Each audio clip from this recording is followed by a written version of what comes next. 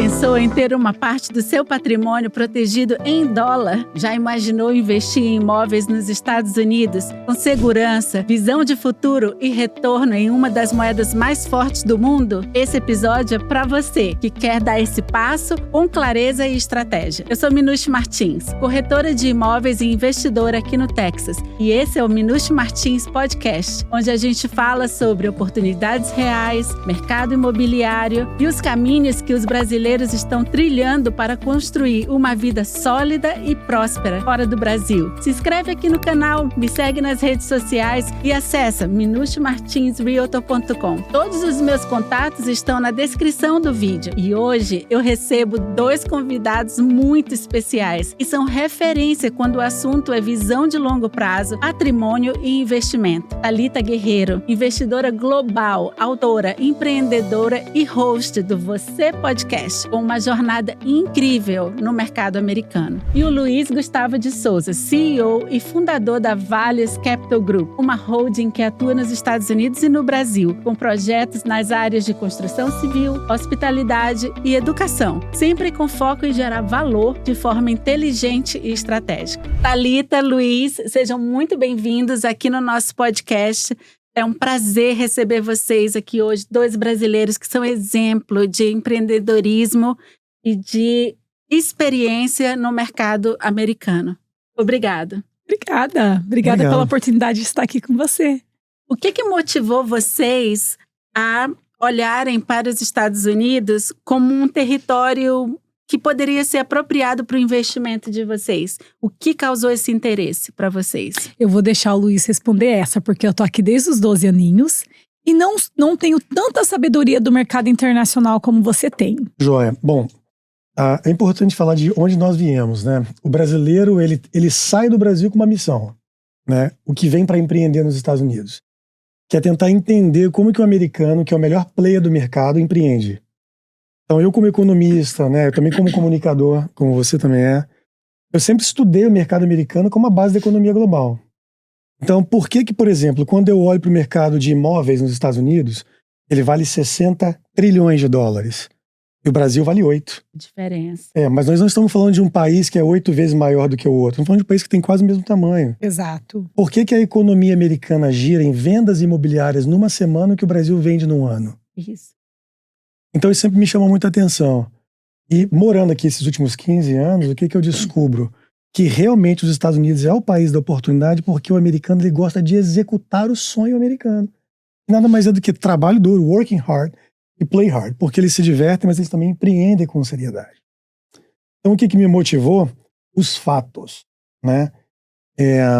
Segundo ponto mais importante, eu creio que o cidadão americano ele vive a liberdade.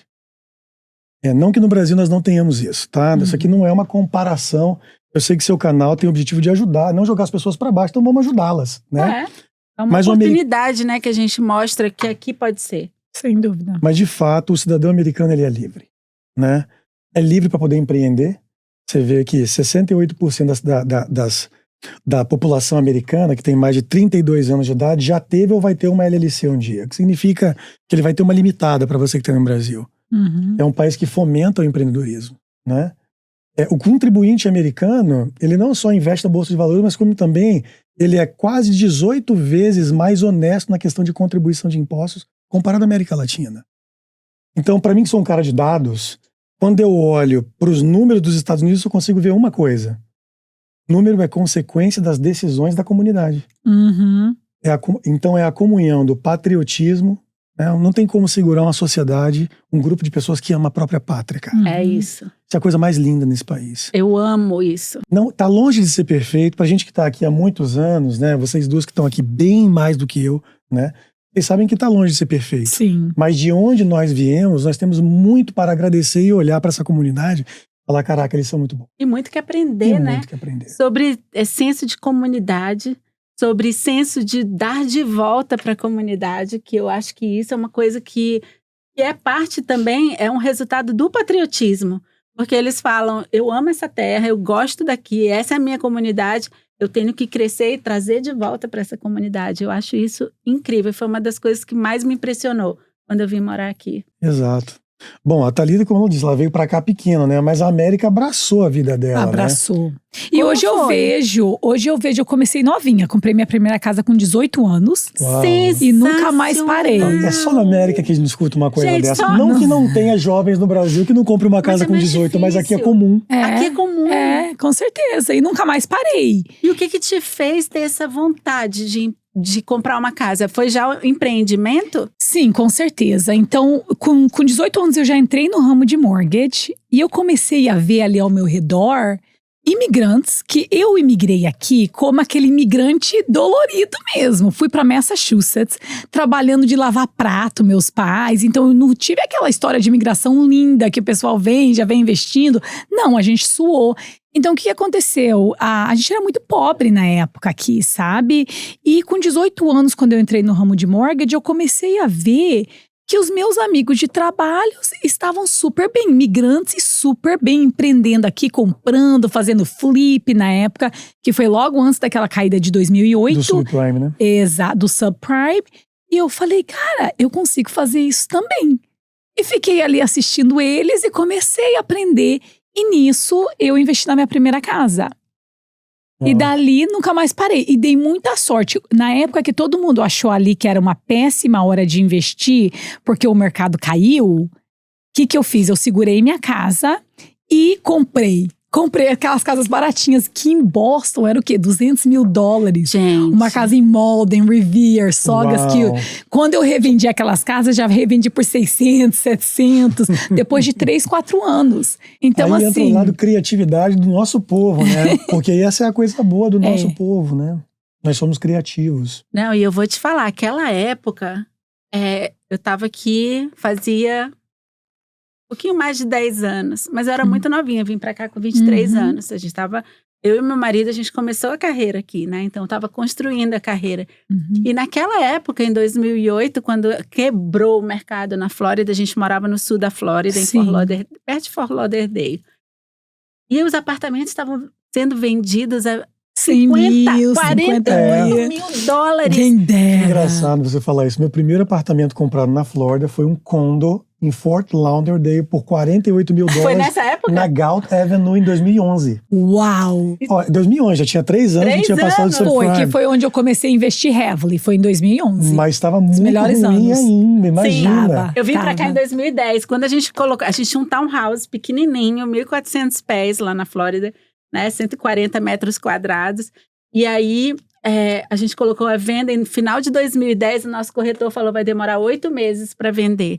Só que a gente tinha reformado a casa pra gente, já tinha update da casa, a gente já morava há 15 anos na mesma casa. Olha como ainda tinha aquela mentalidade do Brasil de que essa aqui vai ser a minha casa para sempre, né? E quando a gente colocou no mercado, vendeu em 3 dias. Uau, isso é maravilhoso. Mas assim… maravilhoso. E as pessoas comprando apartamento de 48 mil a 10 minutos da praia em Miami. Não, eu me lembro quando esses apartamentos foram para 50 e pouco, 60, e as pessoas falavam assim, não tá bom de comprar mais não. Bom quando tava 40, tava 30. Imagina, esses apartamentos valem 500 mil hoje. Hoje, exatamente. E eu falei pro meu marido, nunca mais a gente vai estar nessa posição de ter uma virada do mercado e a gente não ter dinheiro para investir. Falei pro meu marido em 2008. Agora eu vou te falar uma coisa. Nós também temos a questão de alavancar com financiamento, né? Quer dizer que você nem traz todo o seu dinheiro. A maioria desses investimentos, o que eu fazia, eu dava 3% de entrada, morava lá 1 ano e meio, e daí pulava pro próximo, dava 3 de novo de entrada, morava lá 1 ano e meio. Eu lembro que minhas crianças, a gente mudava, tava todo mundo acostumado, levar as crianças e os cachorros, pra fazer o famoso house hacking. Porque se você é legal aqui, é muito fácil de fazer. Explica o house hacking, Thalita, como funciona? O house hacking… A pessoa só tem um dinheirinho ali, pouquinho para dar de entrada. Como que você vira empreendedor imobiliário assim? A primeira coisa que eu falo para todo mundo que quer house hack é não querer sua casa dos sonhos. Porque o que acontece eles querem assim, eu tô pensando na cozinha, no banheiro. Não, você vai entrar na casa, a pior casa, na melhor vizinhança, que vai ter o potencial de crescer. Então, você vai entrar já com o olho de investidor, não com o olho de quem vai morar na casa. Você tem o mínimo de entrada para dar, você entra, fica naquela casa 2 anos, você vai poder entrar com o mínimo de entrada, que seria às vezes 1%, 0%, 3%, é pouquíssimo. E depois disso, você simplesmente sai dessa casa, aluga essa casa vira um investimento. Se você quiser vender, você não paga imposto, 2 anos morando na casa, e daí você pula para a próxima. Então, assim, o que a gente chama aqui de no-brainer para quem tá começando. O brasileiro não tem a cultura da alavancagem, Thalita. Isso! Fala sobre isso, Luiz. No Brasil, o Brasil tem um histórico de máxima de taxa de juros. Exato. Então, quando alguém vai comprar uma casa e vai financiar, ele pensa assim, essa casa vai ter que valorizar muito, porque os juros é alto. E mesmo que os juros seja alto e a valorização seja muito alta também, ele tem que se apaixonar pelo negócio. Por isso que o brasileiro tem o hábito de olhar para a casa e querer casar com a casa. Porque ele sabe que ele vai ficar ali muito tempo, porque não tem como sair daquele contrato. Entendi. Por conta da taxa de juros mais baixa nos Estados Unidos e da cultura de alavancagem, o americano dorme bem com dívida. O brasileiro foi educado a achar que dívida é ruim. Mas a dívida só é ruim quando o ativo é ruim. Exato. Por exemplo, se você analisar os bilionários atuais, todos eles não têm nada no nome deles. O Trump pagou $10 de imposto no passado. O Trump, que é o presidente da maior potência mundial. Porque ele entende que o dinheiro dele tem que estar institucionalizado e alavancado através de instituições bancárias. Só que isso é um jogo de primeiro mundo. Que não... Você falou uma palavra que é boa. É simples, mas não significa que é fácil. Exato. É simples quando você entende. Agora, o Brasil é lugar para você levar essa cultura? Não é. A Vales é uma empresa que empreende no Brasil e empreende na América. Ela está 95% na América e 5% no Brasil. Nossa exposição no Brasil é pequenininha. Porque nós temos uma missão social com o Brasil. Mas, financeiramente, pra gente é interessante? Nem tanto.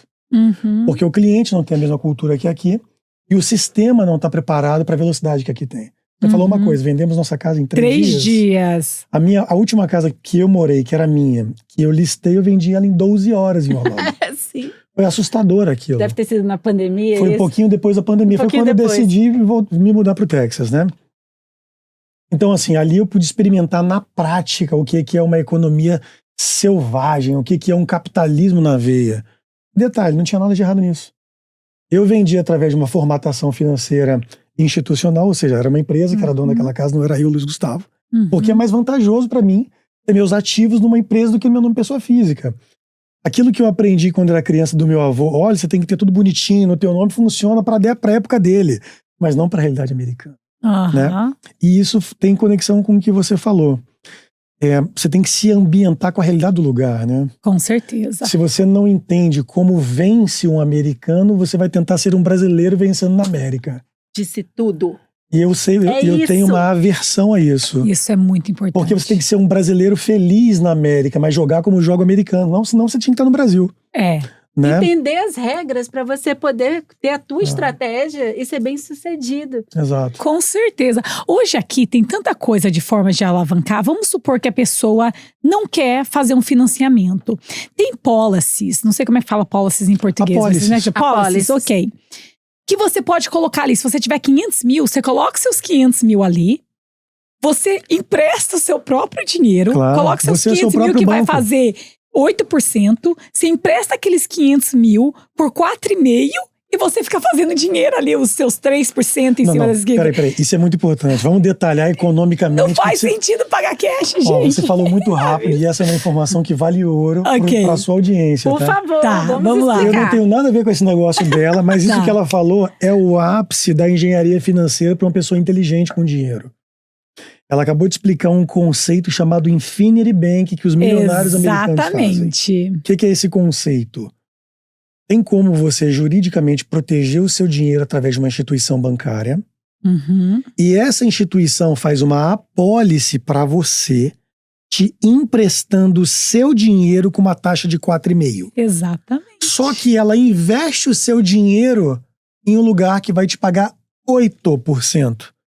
Então, você está 3,5% positivo usando o seu próprio dinheiro. Sensacional. Por que eles conseguem fazer isso? Porque eles indexam o seu dinheiro no S&P 500, que é a maior bolsa de valores do mundo, que é a S&P 500. Ele pega esse dinheiro indexado lá através de uma convertible note, de uma nota promissória, para a S&P 500. Eles pagam o crescimento do ano até 8%.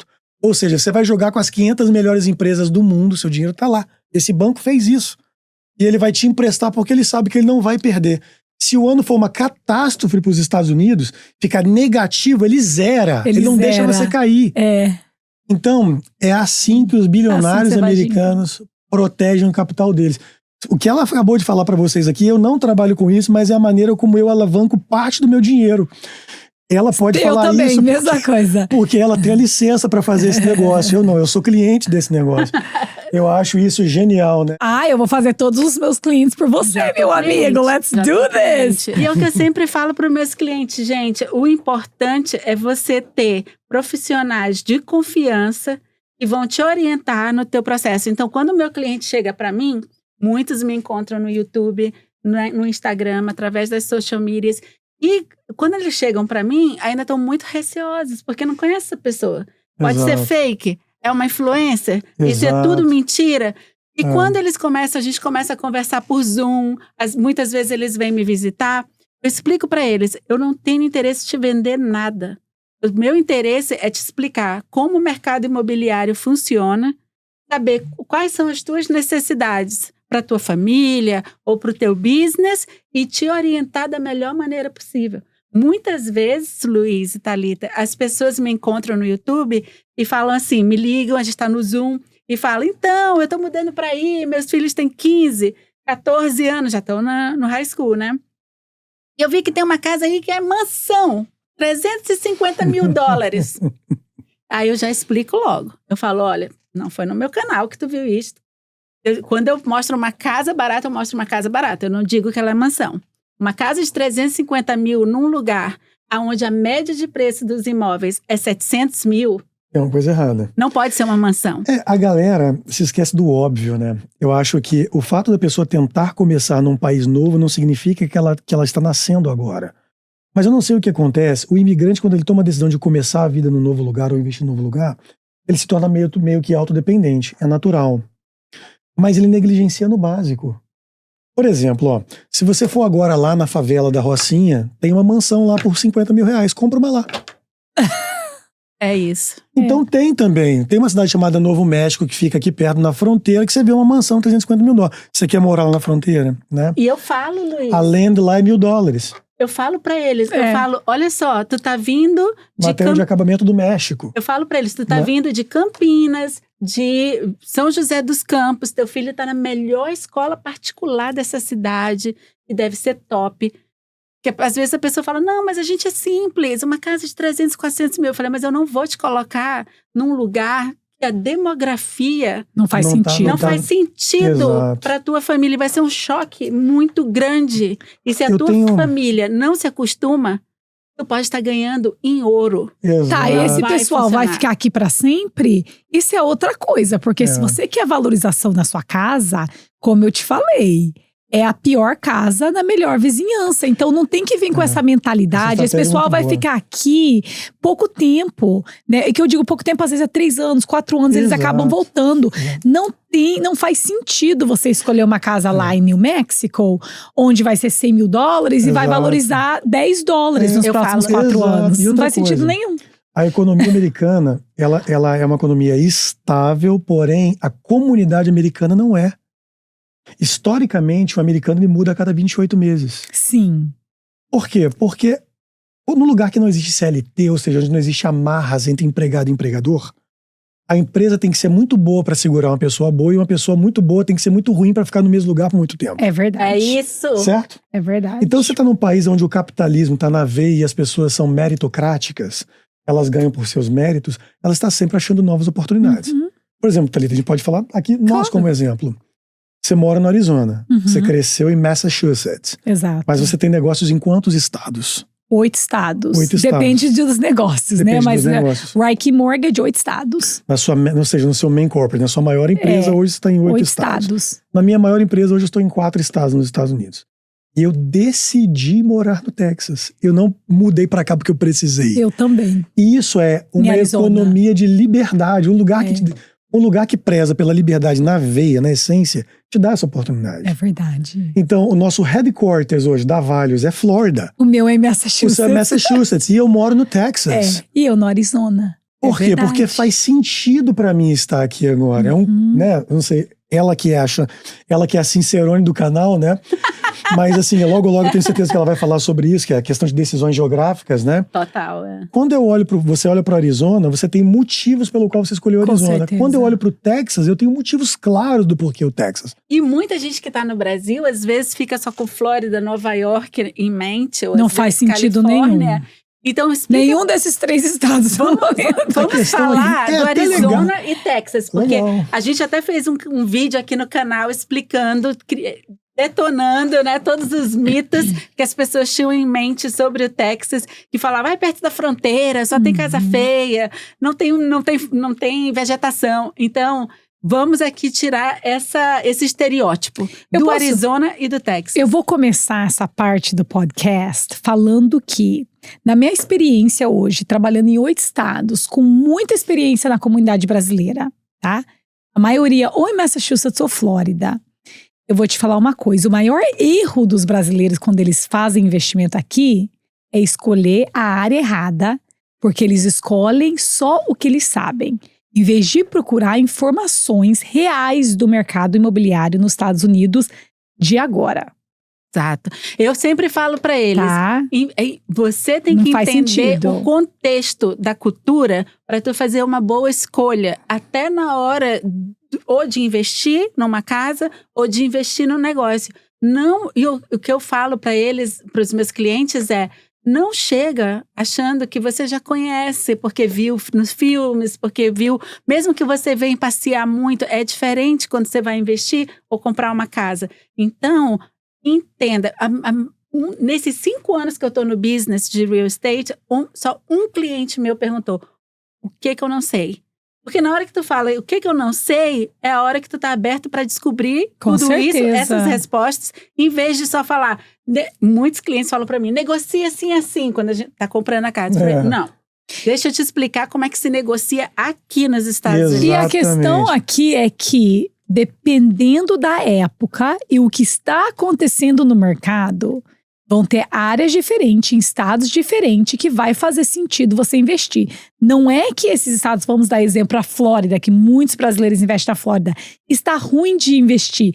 Teve época que Flórida, que eu investi muito na Flórida, eu também mas você tem que saber quando investir na Flórida e no quê.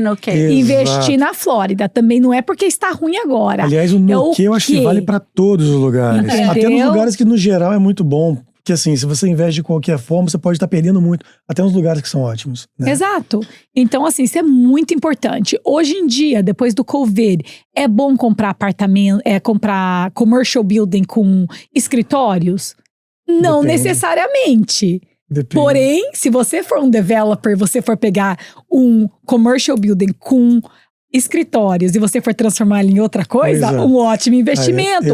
Então, assim, você tem que saber o que você quer, estudar o mercado atual para poder fazer o investimento certo. E para ti, Luiz, como foi trocar Orlando para o Texas? Porque eu imagino que tu também devia ter algum estereótipo na tua cabeça antes de vir morar aqui, né? A Flórida é um excelente estado de entrada. Eu acho. Concordo. O que eu falo para todos os meus clientes é, olha, eu conheço muitas pessoas que vão para a Flórida e ficaram na Flórida, mas a maioria dos que ficaram não estão na América. Não porque a Flórida não é a América. Eu também não quero menosprezar nem diminuir quem está na Flórida. A Flórida, como a Thalita disse, é um excelente estado. By the way, foi o estado que mais cresceu no GDP ano passado. Tá? Mas não significa que é o melhor estado para quem quer viver como um americano. Então, como foi a minha troca? Eu entendi que estar na Flórida, embora o meu negócio estava continuamente crescendo, não representava um crescimento moral, nem tampouco intelectual e social para mim como pessoa. Agora eu vou te falar alguns dados, porque assim, eu gosto de trazer dados. Eu adoro isso. Porque dados é a prova de bala, né? Assim, você me ouve, aí você vai lá, joga no Google, você vai lá ver de onde eu estou pegando os dados, beleza? A economia do Texas está avaliada em 2,7 trilhões de dólares. O que significa que se o Texas fosse um país, ele seria o 8º maior país do mundo. O Texas passa a França, a Inglaterra, o Texas passa a Alemanha, passa a Itália. Nós estamos falando de um estado americano, né? Emendando com o que você falou antes, são 50 estados nos Estados Unidos. E por que os estados são tão dinâmicos? Porque cada estado é autônomo. Uhum. E não tem nada mais meritocrático do que você colher aquilo que você planta. A Califórnia e Nova York está colhendo o que plantou durante muitos anos. Muita caída. Mas não significa que vai estar para sempre, né, Thalita? Exato. E isso é legal da América. O ciclo na América é muito rápido. Quando eu olhei para o Texas e fiz a minha própria análise econômica, social, eu olhei para a cultura do Texas, eu falei, cara, fazendo um paradoxo com o Brasil. O Texas tem a economia de São Paulo e tem o lifestyle do Mato Grosso.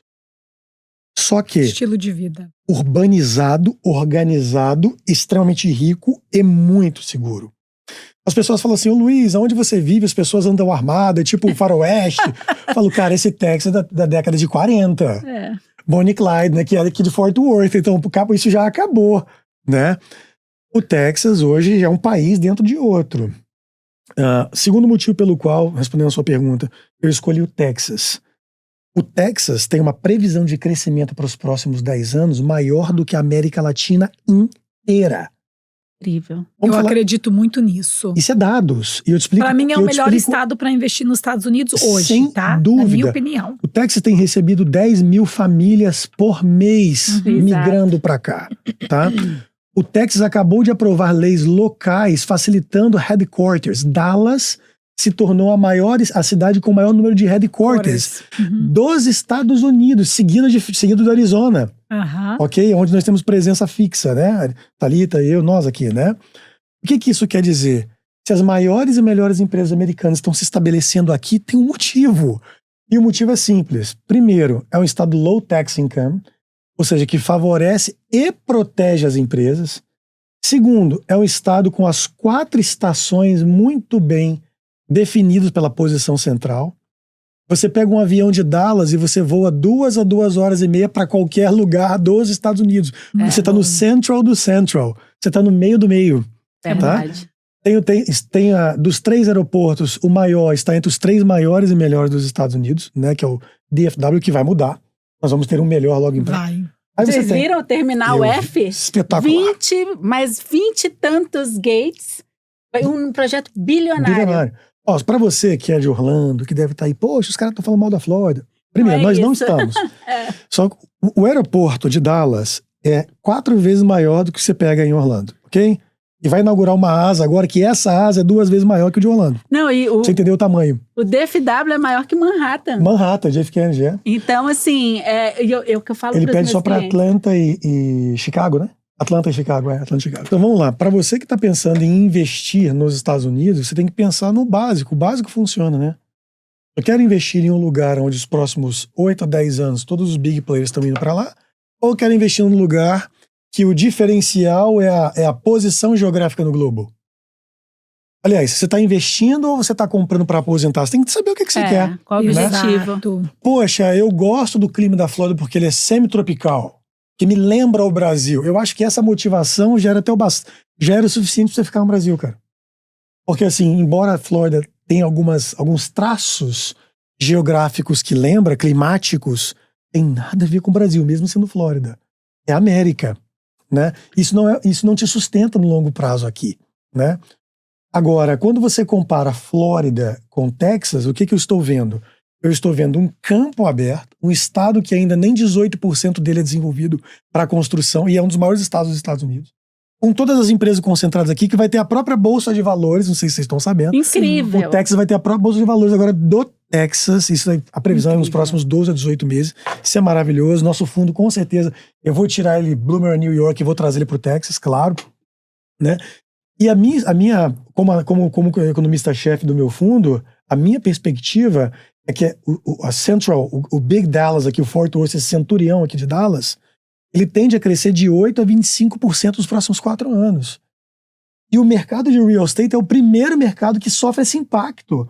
Porque as pessoas mudam para cá para trabalhar e tem que ter onde morar. Exato. Tem que ter onde estudar, tem que ter onde levar o pet, tem que ter onde comprar comida. Aumenta o primeiro, o segundo e o terceiro setor da economia. Total. Né? Então é muito positivo para quem vai começar a vida entrar numa economia pujante que está num gap de crescimento. Assim como também o estado do Arizona, E hoje, só em Phoenix, Metro Area, a Thalita pode explicar com mais dados, eu tenho recebido algumas informações de algumas empresas japonesas e algumas empresas californianas, né? Estão se mudando para Phoenix.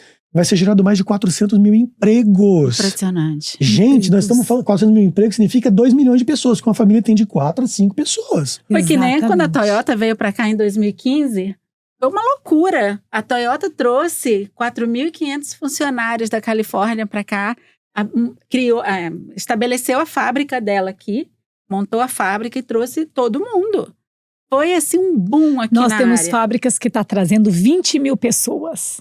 Uma fábrica. Uma fábrica. Aqui a gente Então, tá com assim, duas em nós Sherman. temos o Bill Gates que ele comprou um pedaço de terra lá para construir a primeira Smart City dos Estados Unidos. Uau! Isso é maravilhoso. Isso é incrível. E lá é fábrica de semicondutores também? Não, eles estão fazendo fábrica do chips da Apple, eles estão fazendo várias fábricas diferentes lá. Tem 3 ou 4 gigantescas indo para lá. Se vocês estão gostando desse papo, entre em contato comigo aqui pelo meu formulário no YouTube e eu vou mandar para vocês a minha apresentação sobre o Texas, que é exatamente tudo que o Luiz descreveu aqui dos números.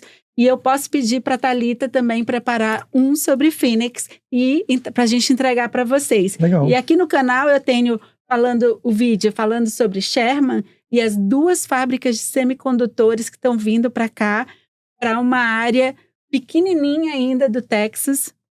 São 44 mil habitantes em Sherman. Aquela área vai bombar. Muito legal. Vamos olhar terras lá. É nessas áreas que o pessoal tem que começar a comprar. É isso. Essa E pra ontem. É pra ontem. Que é o que a gente Essa é a minha tava falando. recomendação. Ana, E Sherman. lembrando Ela que tá bombando. nós estamos numa época do mercado, vamos falar um pouquinho também dessa parte que casar bem isso aqui para o pessoal entender. Aqui nos Estados Unidos, como todo mundo alavanca com dinheiro do banco, ninguém compra casa à vista. Tem poucas pessoas comprando casa porque os juros estão altos, tá? Mas o que é alto aqui nos Estados Unidos, Thalita? O que é alto? Fala aí, qual que é? 6, 7 anual. Fixo. Tá Sem fixo. index de nova construção, né? Ai, que Sim. loucura. Agora 6, vamos 7 é falar alto. isso. Você, aqui nos Estados Unidos, se você tá com esse juros de 6, 7, a hora que ele abaixar para 3, 4, 5, o que for, é só refinanciar e você pega um juros novo. O bom do momento, do mercado do momento que eu estou amando, é que tem poucos compradores, os preços das casas estão caindo um pouco, eles estão estabilizando. E não só Então, isso, é a Thalita. hora de comprar. Aumentou o inventório. Aumentou. Há 2 anos atrás, você pagava caro no que sobrava. Uhum. Agora você está pagando um pouco mais barato em muitas opções. Ou seja, você pode comprar o melhor pelo preço abaixo. Exatamente. Aí a pessoa faz a seguinte conta. Não, mas eu não quero pagar com juros de 6. Eu falo, cara, se daqui a 1 ano, falando de taxa de juros, o governo está pressionando muito o General Power para poder baixar os juros. Isso acontecer nos próximos 6 meses, você pode refinanciar, como você falou. Então, se você comprou uma casa, vamos dar um exemplo, né? O ticket médio de casa que você vende o quê? $1 milhão? 700 mil? Entre 800 e 1 milhão. 800 a 1 milhão. Então o cara foi lá e comprou uma casa de 1 milhão. Aquela casa, há 2 anos atrás, no mercado Fever, que estava caótico, né? Hot. Você comprava por 1,3. Então, Exato. se você foi lá e comprou uma casa de 1 milhão, a melhor do bairro, né, com juros de 2% acima do que você gostaria, esses 2% acima em 1 ano não representa nem 10 mil, cara. Tem 20 mil na isso. parcela. Só que você tá ganhando 300, 400 mil no valor do asset, do imóvel. Essa é Exato. a primeira coisa. Isso aí é o óbvio. O segundo é, se você está comprando a melhor casa, no melhor lugar, pelo menor preço, quando a economia voltar pro seller, que é o que a Thalita estava falando, pro vendedor, essa casa vai passar de 1,34 e você vai jogar os juros para baixo. É assim que o americano faz durante 30, 40 anos, ele vai dobrando o capital com inteligência. Exato. Não tenta fazer o que você faz no Brasil, na América, que não dá certo. Faz o que dá certo na América. Exato.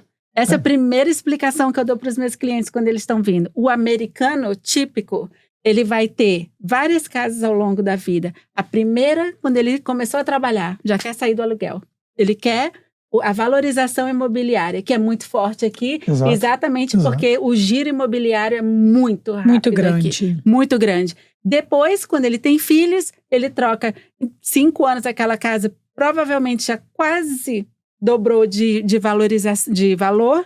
Então, ele vai e vende aquela casa, compra uma casa maior em boas escolas. Num lugar que também vai valorizar muito. E assim ele vai. Fica 12 anos lá, Também tudo alavancado. O mortgage para o americano é normal.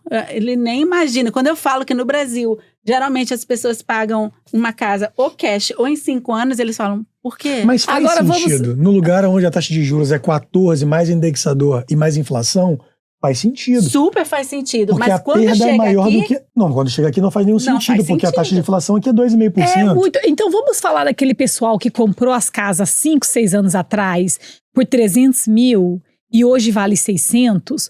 Muitos deles podem tirar 200, tirar a valorização da casa, tire uma linha de crédito ali de 200 mil a 6% e colocar no investimento da Vale, que dá 12%. Você está usando o dinheiro do banco para fazer 6%. Então, assim, aqui o jogo é muito fácil, só não faz dinheiro quem não quer. Você não precisa nem usar o seu próprio dinheiro, gente. Você usa do banco. Que risco a gente tem? E é verdade. Uma coisa interessante, Luiz, a Valios atua em várias frentes. Tu é economista, entende do mercado financeiro americano e tudo, mas mesmo assim tu tem um foco muito grande, uma estratégia focada em imóveis. Sim. Me fala um pouco o que faz o mercado imobiliário americano ser tão relevante na tua estratégia. O mercado americano hoje está avaliado em 60 trilhões de dólares. Esse mercado cresce 3,8% ao ano. Historicamente, nenhum produto que compõe o top 3 do PIB tem um rendimento desse em nenhum outro país do mundo.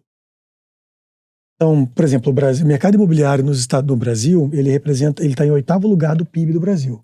Aqui, o mercado imobiliário está em 3º lugar. Então, isso é uma coisa que sempre me fascinou, né? Segunda coisa, imóveis está na veia da minha família. Eu gosto de imóveis. Eu sempre investi meu dinheiro pessoal em imóveis.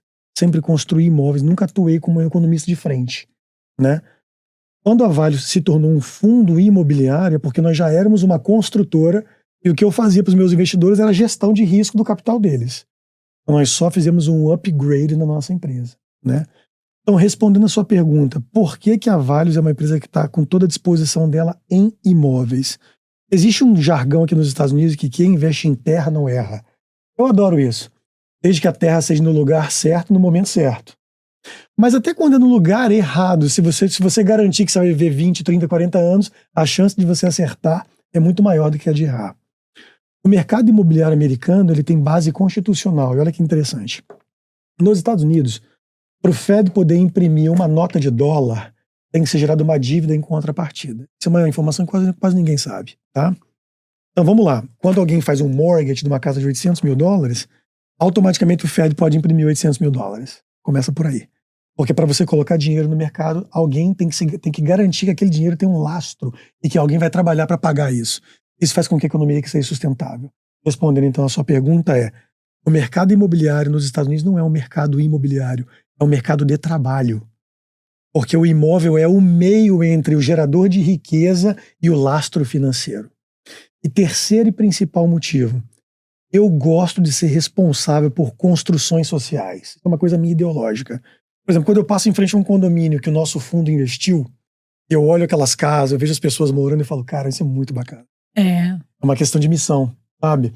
Porque a gente faz, mas não faz de qualquer jeito, né? Então, o dinheiro que os investidores colocam na Valios hoje vai sempre sendo para construção ou aquisição de imóveis. E a gente tende a deixar algo melhor do que quando a gente pegou, né? Tem sido assim e queremos que seja assim para sempre, né? Então, poder passar em um lugar e falar, cara, eu contribuí socialmente para esse lugar, para mim, eu acho que do ponto de vista de missão como empresa, é maravilhoso. Tocou a vida de tantas pessoas, né? Exato. Proporcionando ali um lar para a família. E, logicamente, falando na questão financeira, o que eu mais gosto eu sei o que esperar do mercado imobiliário. Eu sei que se eu comprar a terra certa, se eu botar o dinheiro naquela construção, ou naquele construtor que vai até o meu fundo para captar o dinheiro para construir, né, que também nós temos uma divisão dessa, ou na aquisição de um imóvel comercial, ou no investimento de uma escola, ou de qualquer outro negócio que seja da Valios, né, a gente sabe que aquilo ali vai voltar maior, porque o dinheiro sempre vai para um lugar que tende a crescer, que é o que você acabou de falar. Então eu sei o que esperar. Né?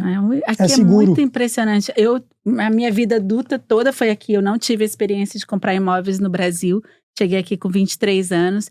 Mas eu tive a experiência de comprar imóvel na Espanha. Quando a gente morou lá por 2 anos. E com a cabeça daqui. Cheguei lá. Primeira coisa, compramos uma casa. Passaram 2 anos, a gente resolveu voltar e falei, vamos botar a casa no mercado. Levou 3 anos para vender. Uau, é isso aí, Europa, né? Então, Uau! 3 anos, né? Claro, teve pandemia no meio. A gente dá Mas esse mesmo desconto, assim, mas aqui, pandemia vendi em 1 hora. 3 Colocava agora em 1 hora, tinha 10 compradores. Fala, gente, o que aconteceu? Bate com aquilo que a gente estava falando antes. O que um grupo de pessoas com o mesmo ideal não faz, né? A pandemia foi um caos na Europa, mas foi um boom de crescimento na América. Por que para um lugar foi um nightmare, para um outro lugar? Simples, porque aonde um grupo de pessoas empreendedores estão em maior quantidade, a crise é oportunidade. Total! Warren Buffett diz o seguinte, na Berkshire Hathaway eles compram ao som de canhões e vendem ao som de violinos. O que ele quer dizer com isso? Tá todo mundo desesperado, eles estão comprando, porque na crise tá todo mundo com medo, eles compram barato, que é o que você falou. Quando fechou tudo lá na Disney, eu investi finalmente em Orlando em Vacation mesmo? Comprei Vacation Home por 450, vendi um ano por 700 e pouco. Isso é maravilhoso. Fechou, todo mundo ficou com medo, os investidores estavam assim, não vou dar conta de pagar, não tem ninguém para alugar. Ficou sem alugar 2 meses, não tiveram paciência de esperar. E o pessoal de fora, eles não têm essa mentalidade, eles entram em pânico porque nos países de origem, demora muito para ter o que a gente chama de rebound, né? Que eu não sei, aquela... A rebordosa, aqui não, aqui é coisa de 2 meses. A volta. Agora, olha só, Thalita. Historicamente, os Estados Unidos têm uma crise a cada 13 a 15 anos. Cíclico. O Brasil tem uma crise a cada 19 meses. Nossa, eu não sabia disso. Então, o investidor brasileiro, que é o público do seu canal, ele se torna reativo porque ele a cada 1 ano e meio está se protegendo. É verdade. Aqui eles reconstroem, dobram de tamanho, triplicam, esquecem que teve uma crise, cometem erros novos, porque, por exemplo, depois do subprime, os bancos não fizeram o que fizeram nunca mais. Hoje, para você conseguir uma linha de crédito, que é o seu negócio, é muito mais difícil do que em 2005. Não existe mais. Juros variáveis que sobe muito, não existe mais. Foi tudo regularizado. Né? Então, o sistema aprendeu na crise. O povo aprendeu na crise. Vai com o que você me perguntou. A cultura social, o porquê do Texas. É o mesmo motivo que eu te respondo por que a América. O povo. A América, para mim, não é nem caça às bruxas, nem make money, nem dream de making money, porque o cara que tá fazendo dinheiro no Brasil, ele vem pra cá e ele faz dinheiro. Né? Sim. Thalita, você saiu do Brasil com 12 anos. Eu saí do Brasil com 29 anos. Eu já tinha 3 empresas lá e um patrimônio avaliado superior a 15 milhões de reais. E vim do interior, com a situação de classe baixa, como qualquer brasileiro que veio do baixo, né? Eu não digo que eu vim do zero, eu vim do menos 10. Porque zero é um cara que pelo menos estava na classe média. Eu já comecei muito fraco mesmo.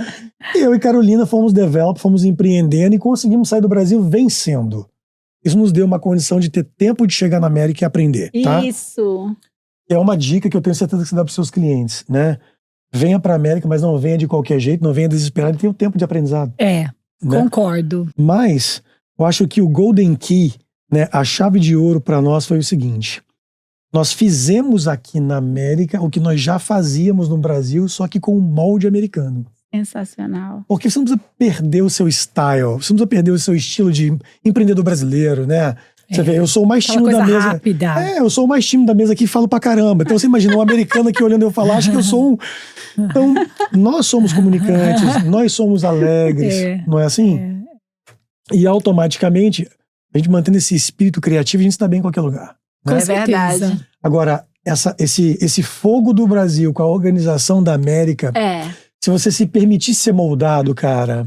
Mas vamos repetir. Se você se permitir ser moldado, eu que já cheguei novinha, sou mais americanizada, eu vejo que é esse o problema. Eles vêm empreender aqui, mas eles não querem moldar e ter um business aqui. Eles querem fazer que nem faz no Brasil aqui. Não faz sentido. Se você se permitir ser moldado, o sucesso é garantido. E para ti que começaste cedo, Thalita, investindo aqui nos Estados Unidos, que aqui é um ambiente propício para quem é investidor e empreendedor.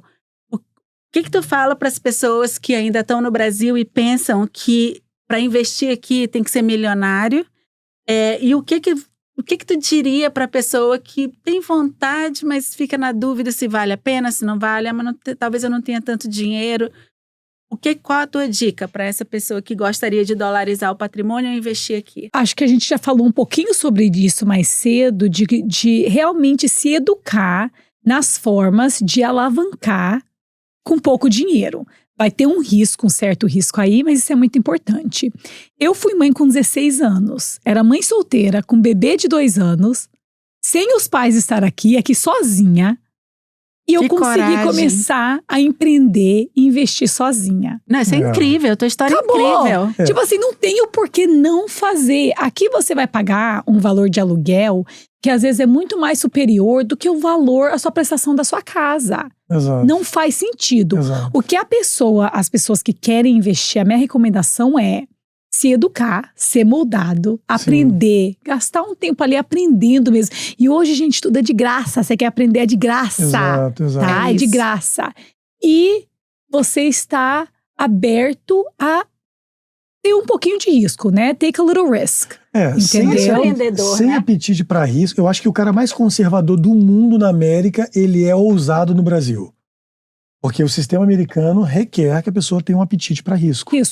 Não entra no jogo. Senão não entra. Explica para nossa audiência, para a pessoa que está assistindo a gente, o que é o dolarizar o patrimônio, que tantas pessoas que chegam pelo meu YouTube vêm e falam isso. Eu quero dolarizar o meu patrimônio.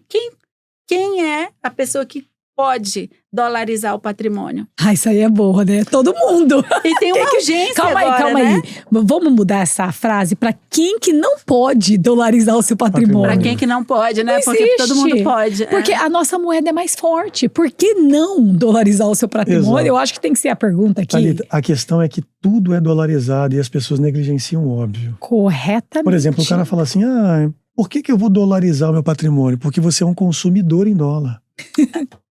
Mas eu moro no Brasil, então você é um consumidor que agora vai ser taxado 50% a mais em dólar.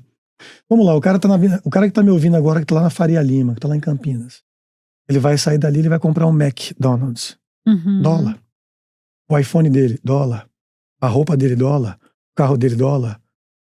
O dólar é a moeda de lá, a cervejinha, dólar. Muitas delas, dólar. Porque a commodity, a criação do álcool, dólar. Então, vamos lá. Por que o dólar é a moeda de segurança? Essa é a pergunta de $1 milhão. As pessoas resistem ao óbvio. Exato. Em 1948, existiu uma reunião mundial que o dólar foi eleito como a moeda que ia dar lastro para o ouro. Então, as principais economias do mundo entenderam o seguinte, não tem como a gente mandar barra de ouro para um país para outro para poder pagar a dívida. Então vamos eleger uma moeda e essa moeda vai ser o lastro desse asset, que é o ouro. Então, o que valia era o ouro. O dólar era o volume menor que representava aquilo ali. O que é mais fácil, Thalita? Você pegar uma barra de 5 quilos de ouro, você pegar um montinho de dinheiro, né? E o dinheiro naquela época nem era transicionado em papel. Papel é só local, era transicionado em números entre países. Código, decodificação, que a gente vive um novo momento de codificação de moeda, né? Que é um assunto para um próximo talk, hein? Já fica aí na nossa agenda, Gia. Já fica. Em 1972 ou 1, não lembro quando, o Nixon, que é presidente americano, que aí eu amo o americano, porque o americano é bold, o bicho é ousado. Ele virou e falou assim, a gente não precisa de ouro mais para poder dar garantia pro nosso dinheiro. Porque o nosso dinheiro agora já vale mais que o ouro. Então o dólar hoje não precisa de lastro. Ao contrário de todas as casas de moedas do mundo inteiro, para você imprimir moeda, você tem que ter ouro em estoque para dizer, olha, eu estou colocando no mercado aquilo que eu tenho guardado. É como a gente. Eu não posso ir lá na concessionária e comprar um carro de 100 mil e não ter esse dinheiro. Ou eu tenho que ter o trabalho que garante que eu vou ter, ou eu tenho que ter o dinheiro guardado, certo? Então, o Nixon disse o seguinte, nós, Estados Unidos da América, não precisamos mais do ouro para que o dólar seja moeda de lastro, porque nós emprestamos a nossa moeda para o mundo inteiro, para que o mundo pudesse lastrear. Automaticamente o mundo aceitou isso. Foi uma cartada, ele literalmente colocou o revólver dele na mesa e falou, o meu é o maior do que o de todo mundo. E todo mundo aceitou. Você querendo ou não, o dólar hoje é o lastro cambial e o lastro das balanças econômicas globais para que você possa ter um parâmetro financeiro para qualquer coisa. Então tudo é precificado embaixo de uma balança, embaixo de um parâmetro. Isso não é por acaso. Se essa moeda representa o equilíbrio e o valor nominal de qualquer coisa no mundo, por que você é o único que não tem? Parece muito óbvio. Segunda questão, risco país. O dólar valorizou frente ao real, Manu, frente ao real, Thalita, 16% nos últimos 10 anos. Nos últimos 8 anos, 13% ao ano. Então você tem uma moeda que valoriza frente ao real 13% ao ano. Caiu esse ano para 11% por conta dessa queda do dólar agora, que não é sustentável isso, tá? Vai voltar a aumentar. Então já fica aí uma chamada pro seu canal. Dólar em promoção. Queria eu ser dono dessa padaria aqui, meu amigo. Compra! Mas vai abaixar. Mas não vai, rapaz. Deixa de ser bobo. Nesses 29 anos que eu tô aqui, eu só vi aumentar esse dólar. Eu cheguei aqui, era 1,20, lembra disso? Em 96 era 1,20. Eu cheguei em 2000, mas já tava baixo, acho que tava 2 e pouco, mas não tá... Então não a tendência é aumentar. Que nem tá agora, tá louco? A tendência é aumentar. O presidente dos Estados Unidos soltou 1,5 para meia dúzia de países para poder reajustar a taxação e todo mundo aceitou e está dando tarifa grátis para a América. Então você acha que um país que é dono da moeda global, que tem uma pujança econômica presente, que está querendo segurar o maior país do mundo, que é comunista, as pessoas não medem risco, tá? Se a América baixar a guarda, quem vai vir depois da América é um país com 2 bilhões de pessoas que são comunistas. Você quer morar numa sociedade comunista? Por que os seus clientes, a gente vinha conversando, né, agora há pouco, por que os clientes estão desesperados querendo trazer o dinheiro pra cá correndo? Porque estão com medo, cara. É isso. Esse é o pior ambiente pra você tirar seu dinheiro de um lugar, porque tá com medo. Você tinha que trazer por inteligência, não por medo. Faz a estratégia. Faz a estratégia. Mas por que dolarizar seu patrimônio? Porque de todas as moedas, a única que tem uma perspectiva de valorização no mundo é essa. É a única. Uma pergunta pra você que tá ouvindo aqui. Vamos supor que eu tenha a cobertura mais cara de 3 andares, de 3.000 square feet, de frente para o mar. Maravilhosa, com torneiras de ouro, porcelanato, teto de ouro, localizado em Caracas, lá na Venezuela. Você compraria? Então, não é só a economia, é o lugar. Qual é a perspectiva? Quando eu olho para o Brasil, é péssimo isso que eu vou dizer, tá? Como é que você olha para uma economia de forma sustentável? Os números de uma economia é só a consequência. Porque, na verdade, a origem é social. Então existe uma matéria na economia chamada socioeconomia, geopolítica. Como é que você vê que uma economia vai ser próspera no futuro? Simples, você vê como é que está a infraestrutura do país. O país está sucateado ou o país está bombando? Como é que está a logística, a infraestrutura, a malha viária, aérea? As pessoas estão tendo condição de trabalhar com dignidade? É um índice que eu olho. Tem pessoas que olham outros índices, esses é o que eu gosto de olhar. Eu também. Segundo índice que eu olho, educação, camarada. As crianças do país onde você mora, elas estão mais inteligentes ou elas estão em declínio? Cara, se responda isso. Como é que tá aí? Eles estão mais inteligentes ou estão, eles que vão liderar daqui a 10 anos. Eles vão competir com americanos e chineses, eles vão ganhar? Só isso eu poderia parar aqui, mas eu vou um pouquinho mais longe. Como é que está a taxa de natalidade do país? Eu não sei se você sabe, mas o Brasil, pela primeira vez em 60 anos, caiu a taxa de populacional ano passado, ano retrasado. Significa que as pessoas estão envelhecendo no país e está nascendo menos pessoas. Só teve um país no planeta que a taxa de natalidade foi maior do que a taxa de mortalidade. Qual é? América. O único lugar onde está se nascendo mais do que morrendo. E é o mesmo lugar que o presidente disse o seguinte, eu vou tirar quem não presta, mas vou facilitar a entrada de empresários, pessoas que têm master degree, que têm pós-doutorado. Exato. Então, quando eu olho para o dólar, para a economia, para a malha viária, para a educação e para a liderança desse país aqui, não é porque eu quero ou porque eu gosto somente, é porque é dados. Não tem como um país na zona dos trópicos, nenhum país na zona tropical, não tem como nenhum país no planeta ganhar da América. Não tem como, educacionalmente, politicamente, economicamente, não tem como.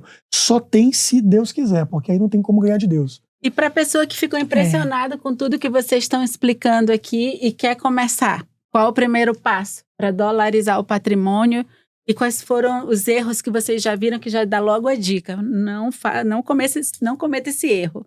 Qual é a maneira de começar? Eu acho que o primeiro passo é ter uma reunião conosco para Sim. ver as necessidades do cliente. Porque cada cliente é muito unique, né? Cada cliente é bem único. Sim. Então a gente precisa saber qual é o risco do cliente, quanto que ele tem para investir, Qual e o o objetivo cenário dele, objetivo dele. E o erro, eu diria, é o que ele acabou de falar. Fazer investimento com pressa. Opa! Esse é o maior erro.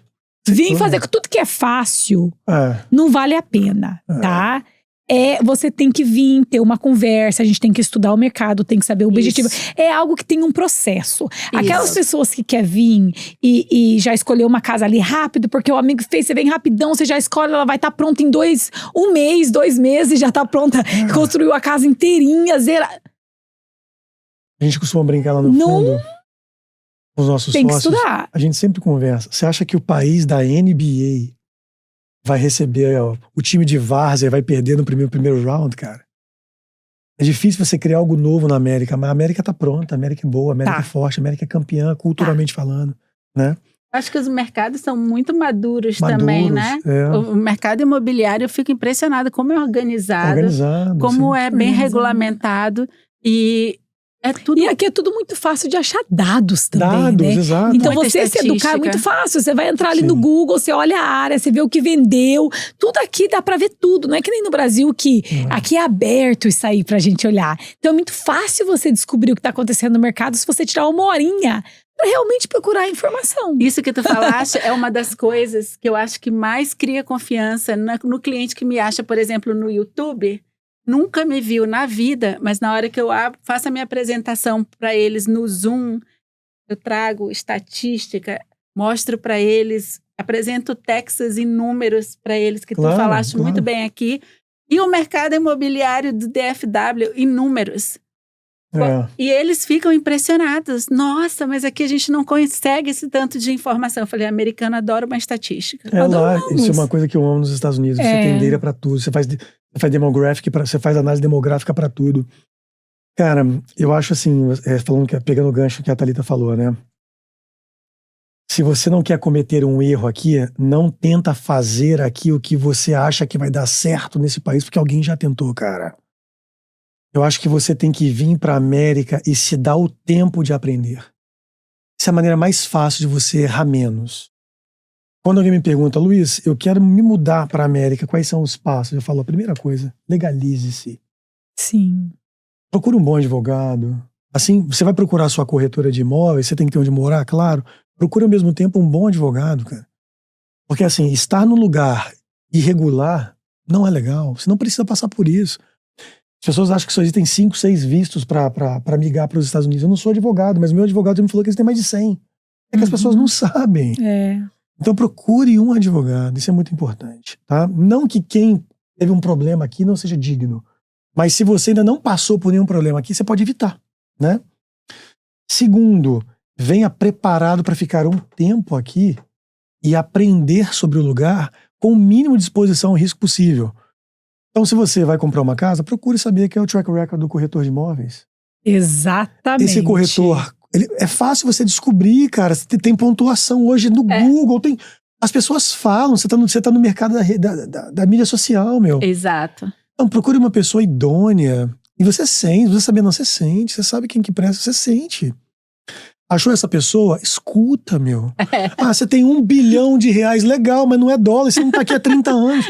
Meu, escuta. Escuta, porque talvez você vai economizar 20 anos de aprendizado numa conversa de 1 hora. É isso. Né? É o expertise que você está recebendo de um bom profissional. Você falou assim, qual foi o erro que você cometeu? Eu cometi vários, mas não na impulsão, mas sim na naturalidade de estar empreendendo. Que é normal. Mas evitei erros esdrúxulos básicos. Graças né? a Deus. Que é me associar com quem eu via que... Cara, o cara te chegou, te ofereceu um produto, né? Você vai ficar riquíssimo muito rápido. Aí você olha pra vida do cara, o cara é pobre. O cara é um loser. Eu adoro que hoje todos os coaches ensinam algo que eles não são.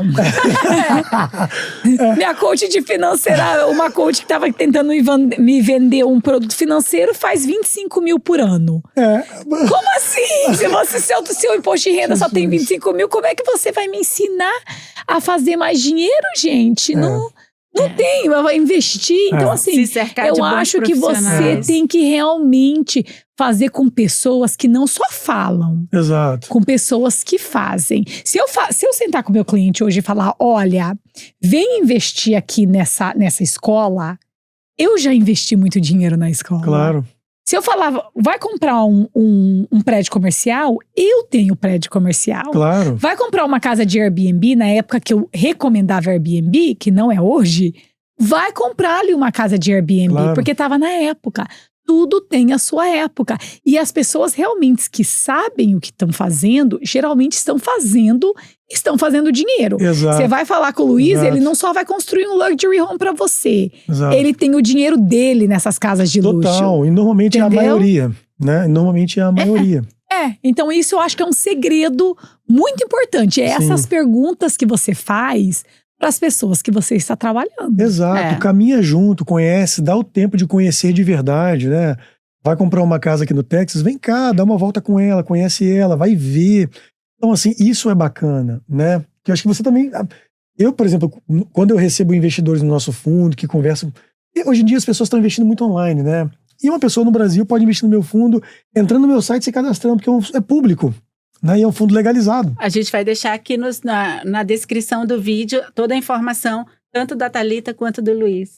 Mas se tem uma coisa que me dá muito prazer, é quando o cara, ele não só bate um papo, vai lá e bota o dinheiro, mas ele vem. Sabe por quê? Porque às vezes o cara vai investir $100 mil no meu fundo, ele poderia estar investindo $1 milhão com segurança se ele tivesse pego um avião, cara. Vem cá, passa um dia comigo, 2, vamos lá, vamos ver o que a gente tá fazendo. Mas graças a Deus eu tenho muito cliente que vem, sabia? Me acha no YouTube...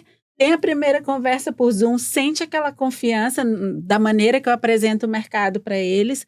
E eles falam, mês que vem eu tô aí para te conhecer. Que legal. Aí chega aqui e conversa. Então, agora a gente tendo esse ecossistema com uma pessoa de mortgage, uma pessoa de investimentos, de fundo de investimentos, também aqui todos falando português, é uma confiança, porque eu também só recomendo profissionais que eu sei que vão cuidar do meu cliente como eu cuido. Graças a Deus, nesses 5 anos que eu estou no business como realtor, o business tem sido muito bem sucedido pela maneira com que eu faço o meu negócio, que é relacionamento com o meu cliente. Eu não vendo uma casa ou alugo uma casa onde eu não moraria. É muito importante. No sentido de que gente, não vou te botar num lugar rural, Exato. Tu vindo com teu filho de 15 anos na porta de ir para a universidade, para ir para uma escola super rural. Ah, mas as escolas americanas todo mundo fala que é excelente. Excelente, mas tu tem que entender, porque também para entrar numa high school, numa universidade, tem estratégia. Claro, e a gente tem vídeo aqui falando sobre isso, com o impacto acadêmico, porque você tem que entender. Eu não vou te vender uma casa de 400 mil e a tua família desmoronar em um ano, porque o filho ficou deprimido, a esposa está odiando. Não faz sentido. São 2 públicos bem diferentes, né? Existe aquele investidor que vai ser morador e tem aquele investidor que não quer morar aqui, mas ele vai comprar casas com você, né, como um investidor. Ele é um profissional, ele é um investidor profissional. E também não vou vender qualquer casa de qualquer jeito, em qualquer área. Vou mostrar os números. Exato. E tem aonde que está crescendo. Isso aqui é um bom investimento. Exato. E tem a ver com o que você falou e que a Thalita falou. Para cada tipo de postura, para cada tipo de pessoa, é uma estratégia. Né? Isso. Bom, eu, assim, como gestor de fundo hoje, eu recomendo que a pessoa não tenha pressa. O mercado imobiliário nos Estados Unidos é um excelente lugar para se investir. Tá? Isso. Concordo. Gente, para finalizar aqui a nossa conversa, eu queria agradecer vocês pelo conhecimento, por estarem dispostos a divulgar esse conhecimento, pela experiência incrível. Cada um de vocês, de uma maneira, como empreendedores, investidores aqui nos Estados Unidos, eu acho que vocês são um exemplo. E eu fico muito feliz de trazer vocês aqui no meu podcast, ter a oportunidade de colocar aqui, né, nessa internet que é incrível, que conecta o mundo todo, uma história como a de vocês e a experiência de vocês. Obrigado. Vocês querem falar uma última palavrinha para nossas ouvintes, nossa audiência? Qual é a dica final antes da gente se despedir aqui? Não fiquem esperando para começar. É isso. Porque os que ficam esperando ficam para trás. Pode. Bom, faço delas minhas palavras. Comece com sabedoria e se cerque de pessoas boas. É isso. Se cerque de bons profissionais. Obrigada, Luiz. Imagina, o prazer é meu. Obrigado, Thalita. Obrigada, é com prazer amor. que eu recomendo vocês. Obrigada. Obrigado. Thalita, Luiz, obrigado por essa conversa tão rica, prática e inspiradora. Se você que está assistindo quer investir com mais consciência, proteger o que construiu no Brasil e crescer com visão de longo prazo, essa é a hora de aprender. Se cercar de pessoas certas e agir com estratégia. Se inscreve no canal e compartilha esse episódio com alguém que também precisa ouvir essa conversa. E se quiser saber mais sobre imóveis, investimentos e oportunidades no Texas, me siga nas redes sociais e acesse minuciomartinsrealtor.com. O link está na descrição do vídeo. Obrigado por assistir. Te vejo no próximo episódio.